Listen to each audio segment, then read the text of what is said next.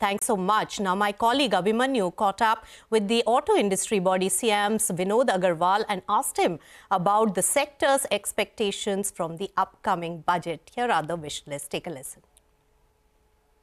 We are expecting that we will have a very growth-oriented budget because our economy is doing very well, and we are expecting that there will be more steps in this budget which will grow the economy even faster. And for that, the allocations for capital expenditure are very important. And there were good allocations in the interim budget.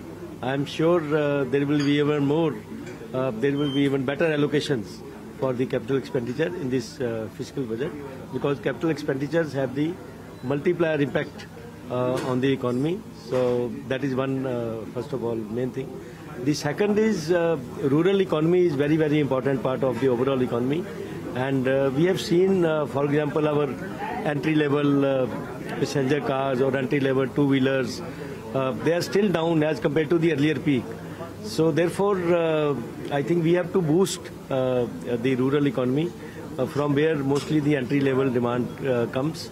So we are expecting that there will be some steps in this budget. We are expecting the continuation of the FAME schemes for boosting the migration to electric vehicles, and we are expecting that the after FAME 2, something like FAME 3 scheme with the incentives for all the electric vehicles, like for passenger cars or for trucks or for buses, two-wheelers, three-wheelers.